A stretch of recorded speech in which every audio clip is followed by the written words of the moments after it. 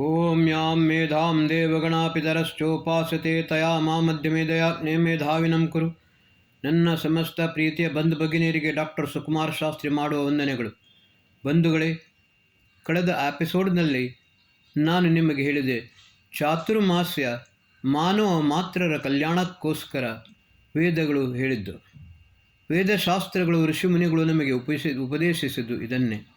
ಬಂಧುಗಳೇ, ಇವತ್ತಿನ ದಿವಸ ಕೇವಲ ಮಠಾಧೀಶರು ಮತ್ತು ಸನ್ಯಾಸಿಗಳು ತಮಗೆ ಅನುಕೂಲವಾದ ದೇವಸ್ಥಾನಗಳಲ್ಲಿ ಅಥವಾ ಮಠದಲ್ಲಿ ಚಾತುರ್ಮಾಸ್ಯವನ್ನು ಮಾಡುತ್ತಾರೆ.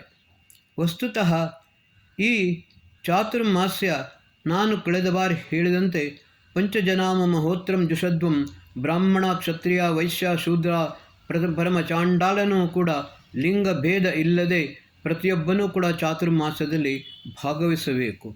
ಸಾಮಾನ್ಯ ಪ್ರಜೆಯಿಂದ ರಾಜನ ತನಕ ಪ್ರತಿಯೊಬ್ಬನೂ ಕೂಡ ಚಾತುರ್ಮಾಸ್ಯದಲ್ಲಿ ಭಾಗವಹಿಸಿ ಈ ರಾಷ್ಟ್ರದ ಸಮಗ್ರ ಅಭ್ಯುದಯ ಮತ್ತು ನಿಶ್ರೇಯಸ್ಸಿಗೆ ಕಾರಣೀಭೂತನಾಗಬೇಕು.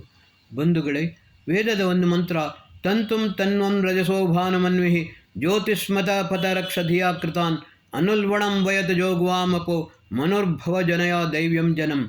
ಪ್ರತಿಯೊಬ್ಬ ಮಾನವ ಹೊರಗಿನಿಂದ ವಸ್ತ್ರ ಹಾಕುತ್ತಾನೆ, ಆದರೆ ಆಂತರಿಕ ವಸ್ತ್ರ ಬೇರೆಯೇ ಇದೆ. ಆ ಆಂತರಿಕ ವಸ್ತ್ರವನ್ನು ಅವನು ಯಾವ ರೀತಿ ನೇಯಬೇಕು ಅಂತ ಹೇಳಿದರೆ, ತಂತುಂ ತನ್ವನ್, ಯಾವ ರೀತಿ ಒಬ್ಬ ನೇಕಾರನು ನೇಯುತ್ತಾನೆಯೋ ಅದೇ ರೀತಿ ಮನುಷ್ಯನು, ಪ್ರತಿಯೊಬ್ಬ ಮಾನವನು ತನ್ನ ಆಂತರಿಕ ವಸ್ತ್ರವನ್ನು ತನ್ನ ರಜಸಃ ಭಾನುಮನ್ವಿಹಿ ಸತ್ಕರ್ಮ ಮತ್ತು ಸತ್ಯ ಜ್ಞಾನದ ಮೂಲಕ ಆ ತಂತುಗಳನ್ನು ನೇಯುತ್ತಾ ಇರಬೇಕು. ಸತ್ಯ ಜ್ಞಾನ ಸತ್ಕರ್ಮ ಇವುಗಳನ್ನು ಮಾಡುತ್ತಾ ರಜಸಃ ಭಾನುಮನ್ವಿಹಿ ತನ್ನ ಉದ್ಧಾನವನ್ನು ಅಭ್ಯುದಯವನ್ನು ಮಾಡಬೇಕು. ಸತ್ಕರ್ಮ ಸತ್ಯ ಜ್ಞಾನದ ಮೂಲಕ ಮೇಲಕ್ಕೆ ಹೋಗುತ್ತಾ ಇರಬೇಕು. ಶ್ರೀಕೃಷ್ಣ ಹೇಳಿದಾಗೆ ತನ್ನ ಉತ್ಥಾನವನ್ನು ಉದ್ಧರೇತ್ ಆತ್ಮನ ಆತ್ಮಾನಂ, ಈ ರೀತಿ ತನ್ನ ಉದ್ಧಾರವನ್ನು ತಾನೇ ಮಾಡಬೇಕು. ಮತ್ತು ಜ್ಯೋತಿಷ್ಮತ ಪಥರಕ್ಷ, ತಾನು ಕೇವಲ ಒಬ್ಬ ವಿದ್ವಾಂಸ ಸುಸಂಸ್ಕೃತ ಸುಯೋಗ್ಯ ಆದರೂ ಸಾಧ್ಯವಿಲ್ಲ. ಪ್ರತಿಯೊಬ್ಬನನ್ನೂ ಕೂಡ ತನ್ನೊಂದಿಗೆ ಮುಂದೆ ಕರೆದುಕೊಂಡು ಹೋಗಬೇಕು. ಆ ಜ್ಯೋತಿ ಎಂದರೆ ಪ್ರಕಾಶ, ಜ್ಞಾನದ ರಕ್ಷಣೆಯನ್ನು ಮಾಡಬೇಕು.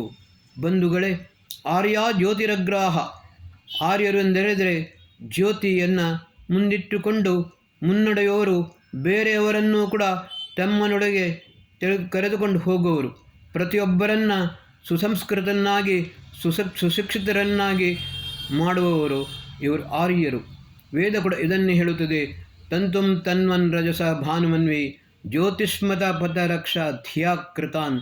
ಧಿಯಾ ಅಂತ ಹೇಳಿದರೆ ಮನುಷ್ಯ ತನ್ನ ಬುದ್ಧಿಯಿಂದ ಮತ್ತು ಕರ್ಮದಿಂದ ಪ್ರತಿಯೊಬ್ಬರನ್ನು ಕೂಡ ಪರಸ್ಪರ ಒಂದಾಗಿ ಮಾಡಿಕೊಂಡು ಪರಸ್ಪರ ತನ್ನ ಹತ್ತಿರವನ್ನು ಮಾಡಿಕೊಂಡು ಮುಂದಕ್ಕೆ ಕರೆದುಕೊಂಡು ಮನುರ್ಭವ ಜನಯ ದೈವ್ಯಂ ಜನಂ, ಸ್ವತಃ ಮನುಷ್ಯನಾಗಬೇಕು ಮತ್ತು ಶ್ರೇಷ್ಠ ಮಾನವ ಸಮಾಜವನ್ನು ನಿರ್ಮಾಣ ಮಾಡಬೇಕು.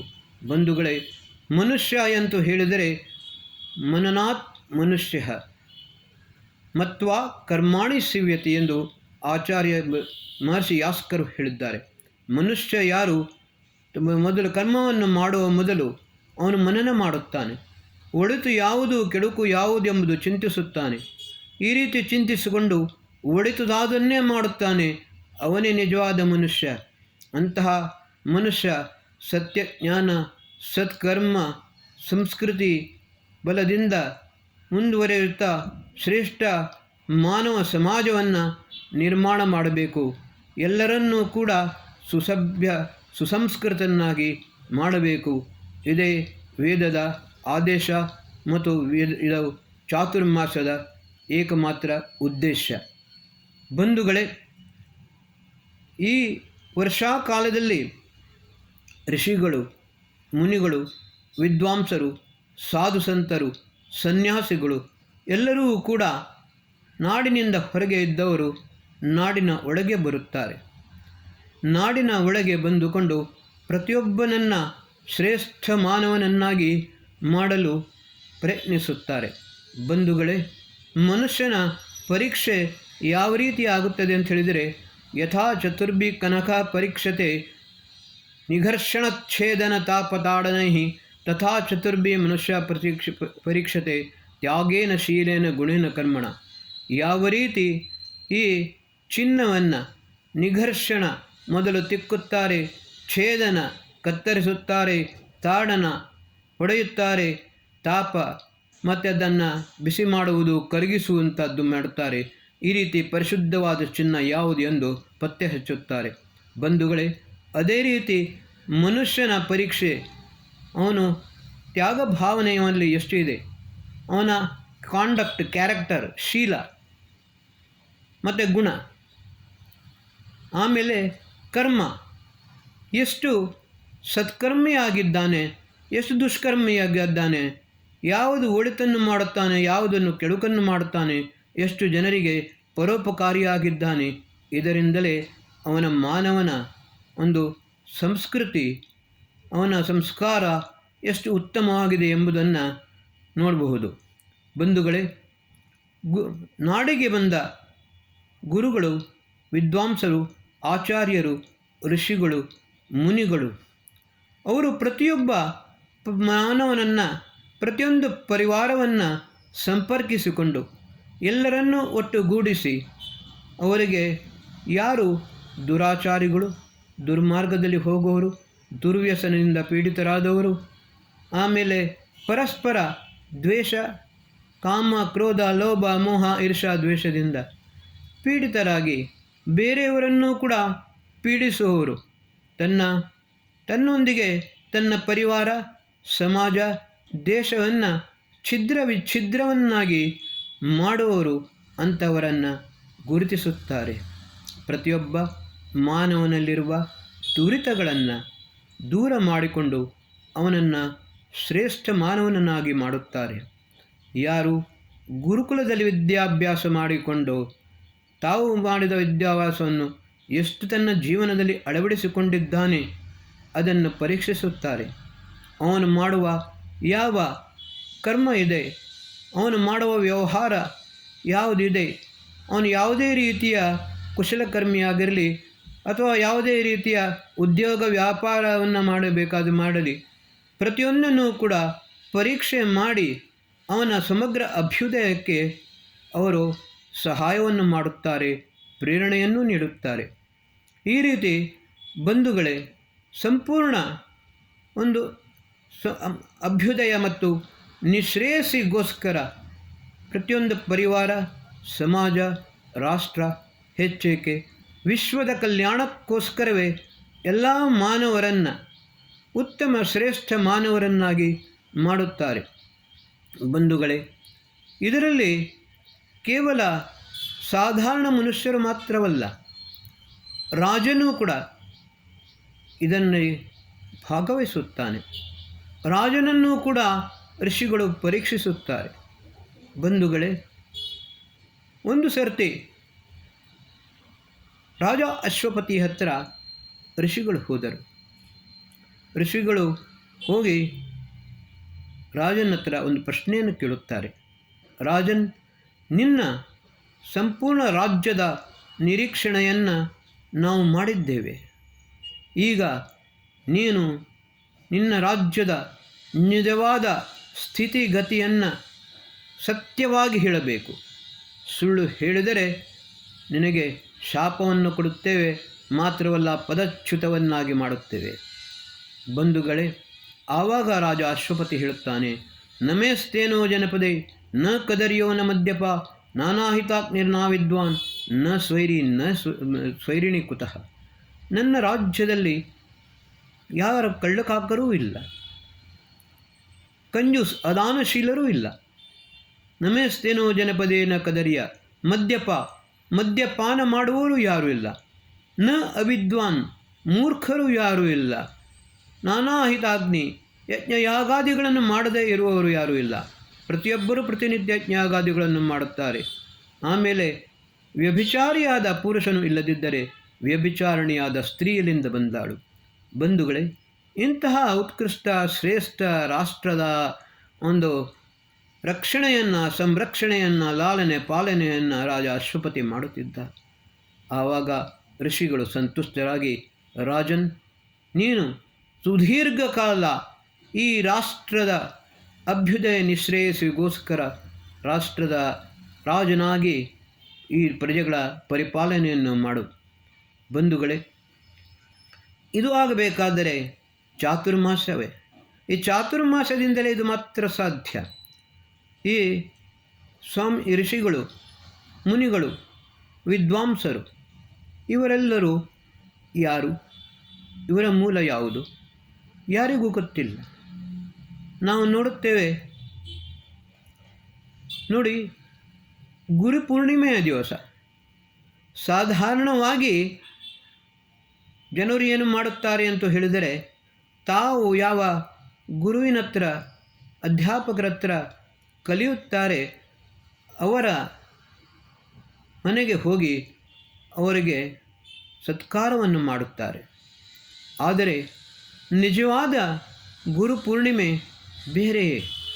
ಅದು ಒಂದು ಗುರುಪೂರ್ಣಿಮೆ ಅಂತ ಹೇಳಿದರೆ, ಯಾರು ಶಿಕ್ಷಣವನ್ನು ಇನ್ನೂ ಸರಿಯಾಗಿ ಪ್ರಾಪ್ತ ಮಾಡಿಕೊಳ್ಳಲಿಲ್ಲ ಮತ್ತು ಯಾರು ಅಶಿಕ್ಷಿತರಾಗಿದ್ದಾರೆ, ಆಮೇಲೆ 8ನೇ ವರ್ಷ ಅಥವಾ 8 ವರ್ಷ ಯಾರಿಗೆ ಸಂಪೂರ್ಣ ಆಗಿದೆ ಅವರೆಲ್ಲರೂ ಕೂಡ ಈ ಗುರು ಉಪನಯನ ಸಂಸ್ಕಾರವನ್ನು ಮಾಡಿ ವಿದ್ಯಾಭ್ಯಾಸವನ್ನು ಆರಂಭಿಸಬೇಕು. ಇದು ಒಂದು ರೀತಿಯಲ್ಲಿ ಗುರುಕುಲಕ್ಕೆ ಅಡ್ಮಿಷನ್ ಪೀರಿಯಡ್ ಆಗುತ್ತದೆ. ಬಂಧುಗಳೇ, ನಿಮಗೆ ಒಂದು ವಿಷಯವನ್ನು ಹೇಳುತ್ತೇನೆ. ಈ ಗುರುಕುಲದಲ್ಲಿ ಪ್ರವೇಶಕ್ಕೆ ಯಾವುದೇ ರೀತಿಯ ಒಂದು ಶುಲ್ಕವಾಗಲಿ ಅಥವಾ ಏನಾದರೂ ನಿಬಂಧನೆಗಳಾಗಲೂ ಇರಲಿಲ್ಲ. ಬ್ರಾಹ್ಮಣ, ಕ್ಷತ್ರಿಯ, ವೈಶ್ಯ, ಶೂದ್ರ ಯಾರು ಬೇಕಾದರೂ ಕೂಡ ಈ ಗುರುಕುಲಕ್ಕೆ ವ್ಯಾಸಂಗ ಮಾಡಲು ಹೋಗಬಹುದು. ಆದರೆ ಅಶಿಕ್ಷಿತನಾಗಿ ಯಾರೂ ಇರಲು ಸಾಧ್ಯವಿಲ್ಲ. ಬಂಧುಗಳೇ, ಮಹರ್ಷಿ ಜಾಬಾಲ ಎಲ್ಲರೂ ಕೇಳಿರಬಹುದು, ಆದರೆ ಅವನ ವಾಸ್ತವಿಕವಾದ ಹೆಸರು ಯಾವುದು ಯಾರಿಗೂ ಗೊತ್ತಿಲ್ಲ. ಅವನ ಹೆಸರು ಸತ್ಯಕಾಮ. ಸತ್ಯಕಾಮ ತನ್ನ ತಾಯಿ ಜಬಾಲಾಳ ಹತ್ರ ಹೋಗ್ತಾನೆ.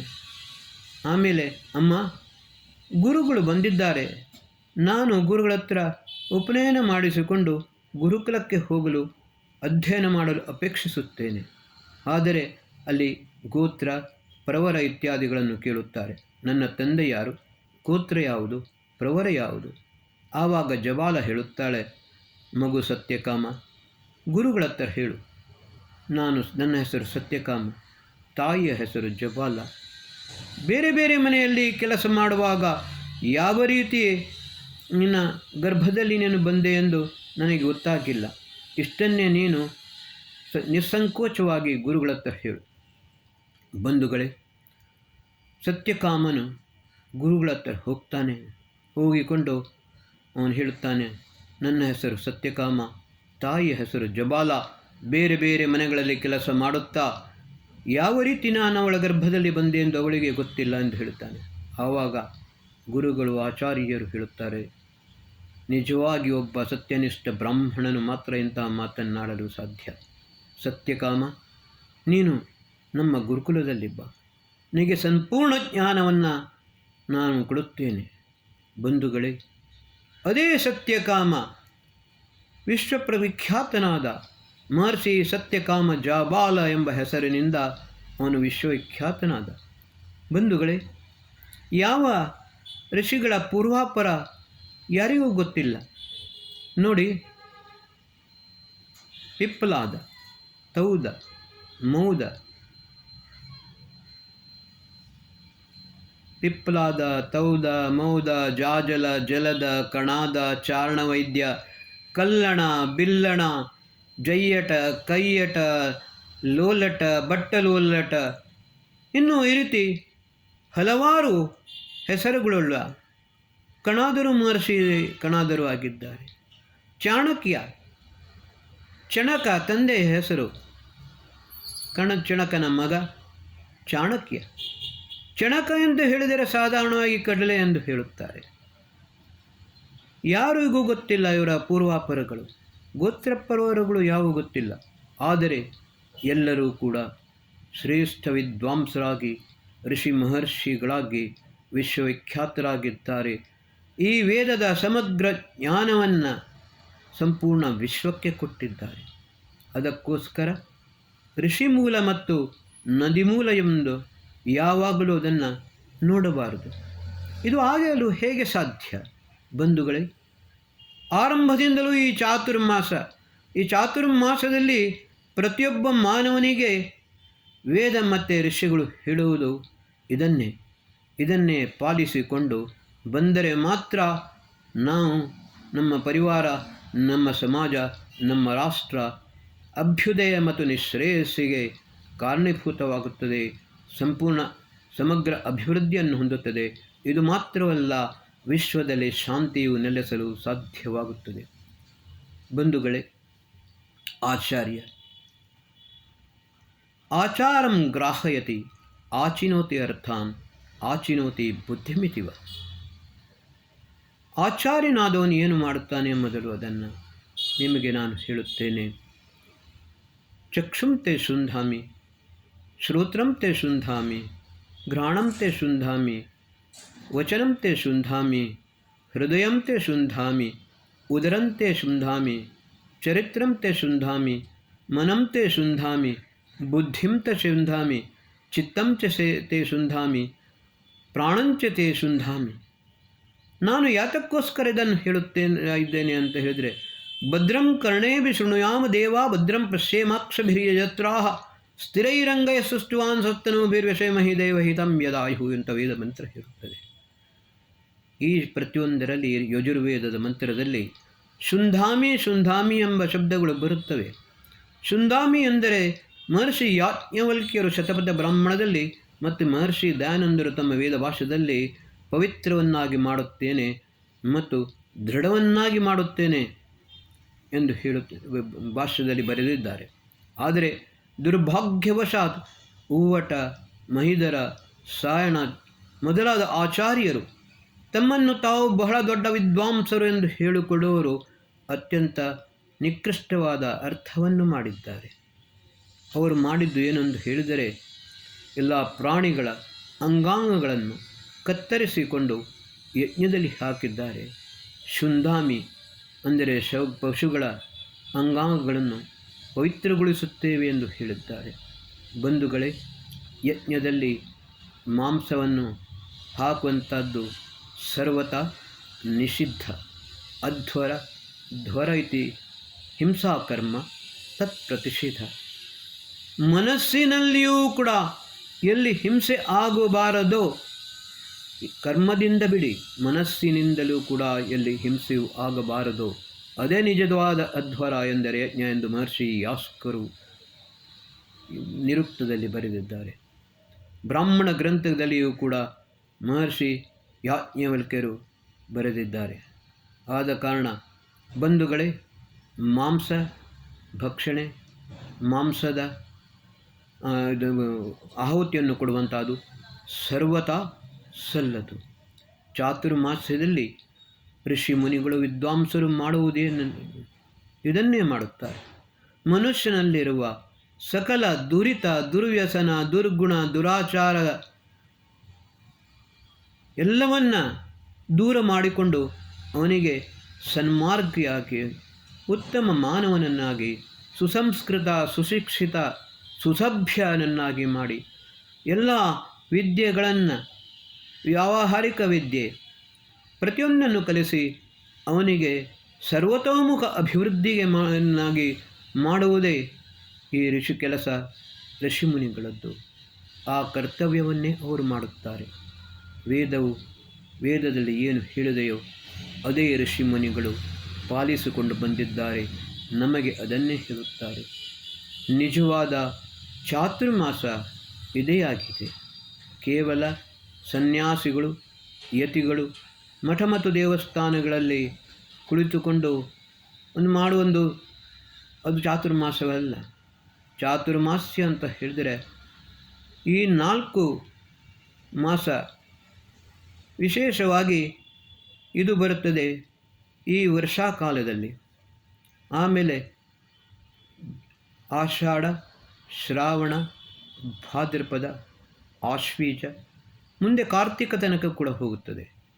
ಅದನ್ನು ಮುಂದೆ ನಾನು ನಿಮಗೆ ಹಲವಾರು ಪರ್ವಗಳು ಬರುತ್ತವೆ. ಆ ಪರ್ವಗಳ ಮಹತ್ವ ಏನು?